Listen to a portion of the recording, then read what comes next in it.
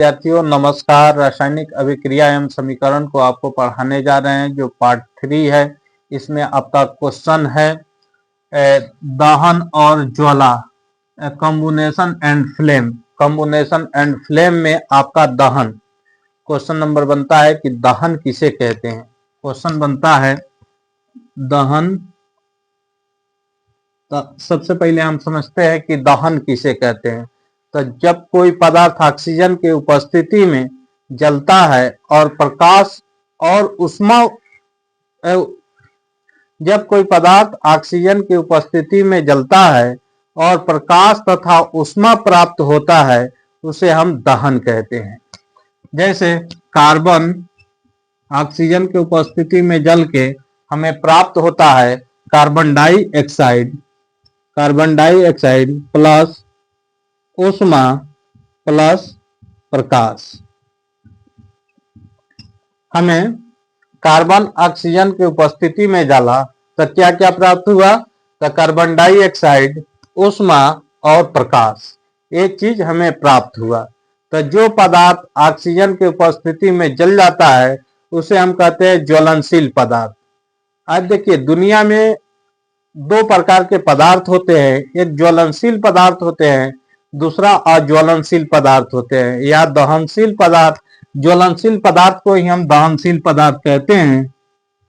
ज्वलनशील पदार्थ इसी को हम बोलते हैं दहनशील पदार्थ।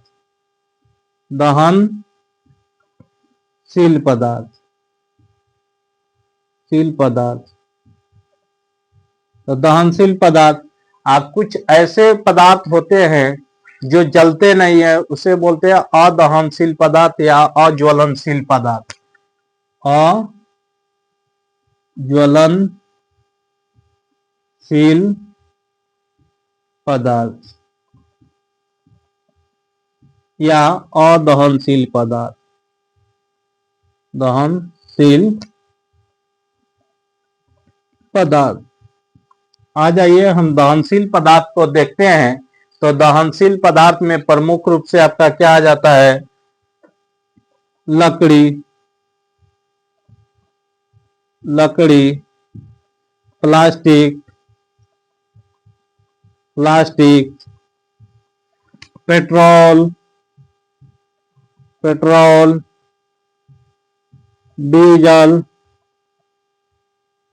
डीजल इत्यादि। आपका अज्वलनशील पदार्थ में आ जाता है ईंट, पत्थर,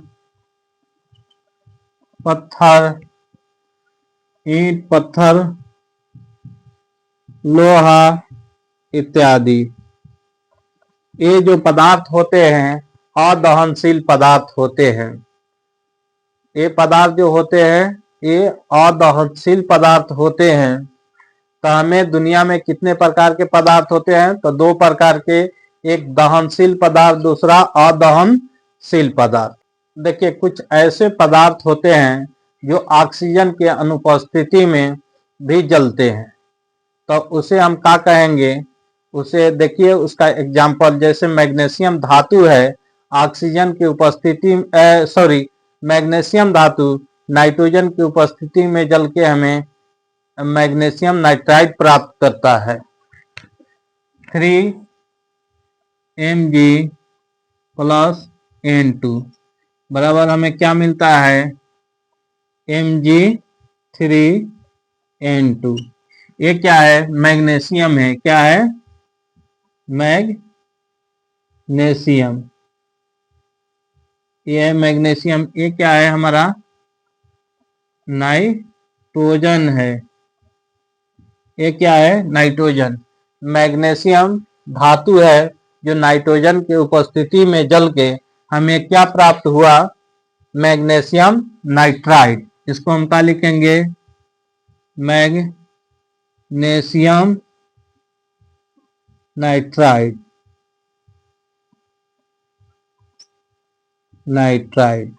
समझे? जो यह किस में हो रहा है? तो ये हुआ है ऑक्सीजन के अनुपस्थिति में। ये ऑक्सीजन के ऑक्सीजन के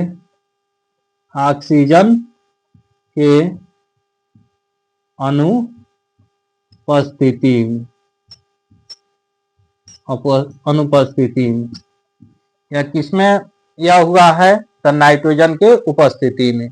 तो दुनिया में कुछ ऐसे भी पदार्थ होते हैं जो ऑक्सीजन की अनुपस्थिति में जलते हैं। हमने आपको बताया कि पदार्थ जो होता है ऑक्सीजन के उपस्थिति में दहन होता है, लेकिन कुछ ऐसे भी पदार्थ होते हैं जो ऑक्सीजन के अनुपस्थिति में दहन होता है। जैसे मैग्नीशियम जो धातु है, नाइट्रोजन की उपस्थिति में दहन होता है। किसके उपस्थिति में? नाइट्रोजन के उपस्थिति में। तो हम लिखेंगे 3Mg प्लस N2, या क्या बना? Mg3N2, यानी मैग्नीशियम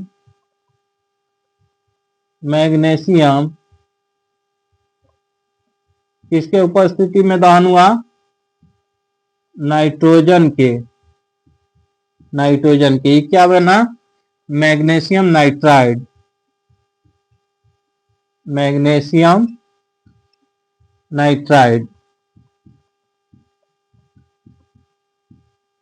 देखिए यहां क्या है, आपका मैग्नीशियम धातु है जो नाइट्रोजन के उपस्थिति में दहन हुआ और क्या बना हमारा?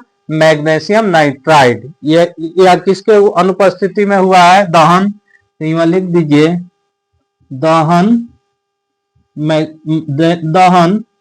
ऑक्सीजन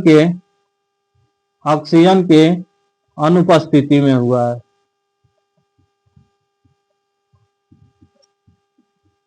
किसके अनुपस्थिति में?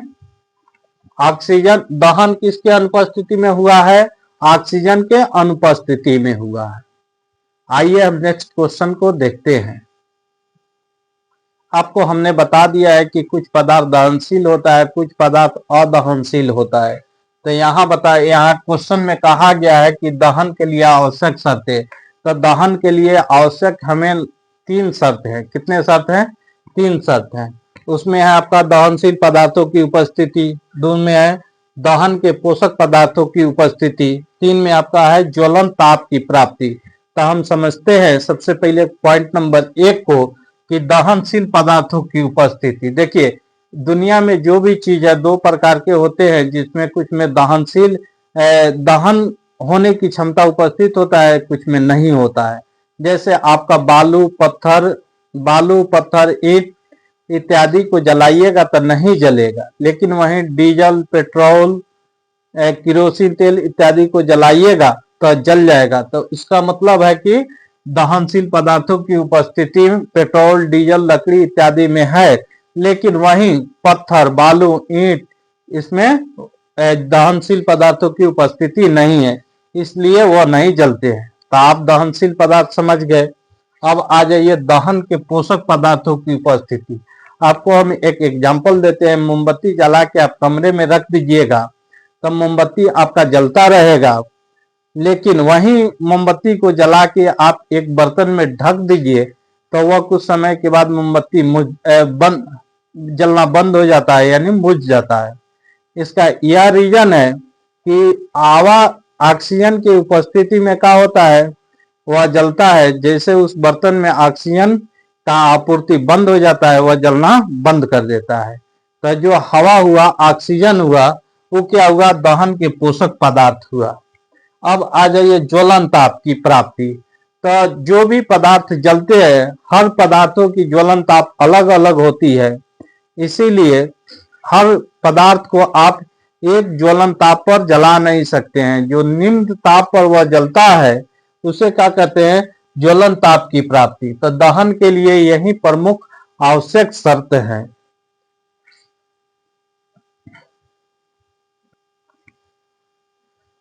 आइए हम देखते हैं, एक मोमबत्ती को लेते हैं और उसको जला के देखते हैं। देखिए एक मोमबत्ती को आप लिए हैं या आप ले लीजिएगा, अपने हाथ में जला के देखिएगा। एक मोमबत्ती को हम लिए हैं और जलाए हैं। इनमें हमें 3 प्रकार की मंडल आभा प्राप्त हुआ है। जिसको हम पहले अंदर वाला को बोलते हैं केंद्रीय मंडल। क्या बोलते हैं? केंद्रीय मंडल बोलते हैं। उसके बाहर वाले मध्य वाले भाग को हम बोलते हैं प्रकाश मंडल, और जो सबसे बाहरी भाग होता है उसको बोलते हैं हम प्रकाशहीन मंडल। तो हम सबसे पहले समझते हैं कि केंद्रीय मंडल में क्या होता है। तो केंद्रीय मंडल में जो होता है वह नीला रंग बनेगा। कैसा रंग बनेगा? केंद्रीय मंडल में नीला। अब बिना जले मोम वाष्प में होता है।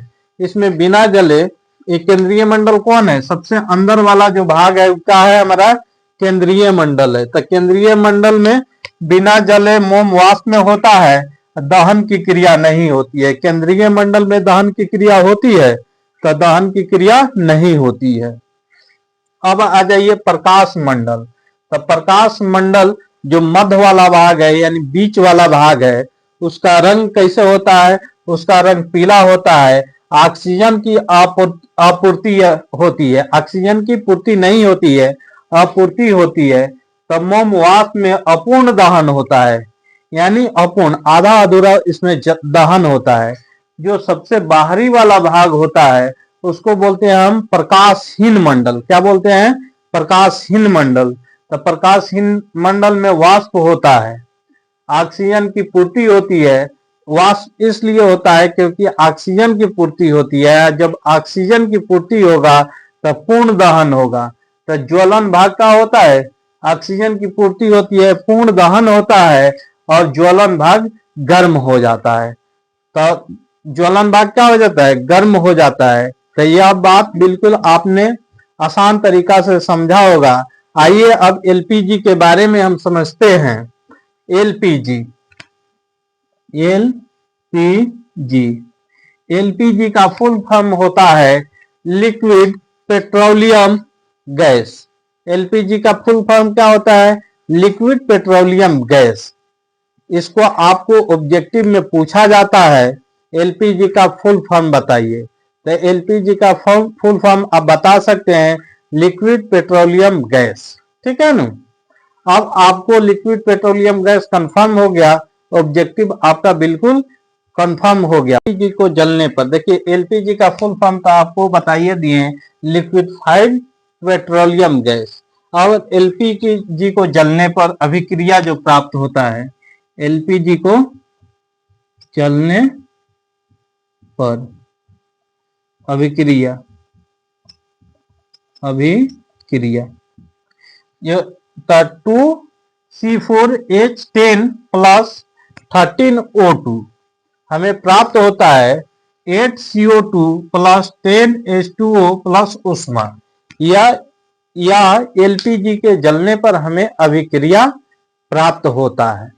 यह वीडियो आपको बिल्कुल आसान भाषा में समझ में आया होगा। अब रासायनिक अभिक्रिया एवं समीकरण इस चैप्टर में खत्म होता है। अब हम फिर मिलेंगे नेक्स्ट वीडियो में।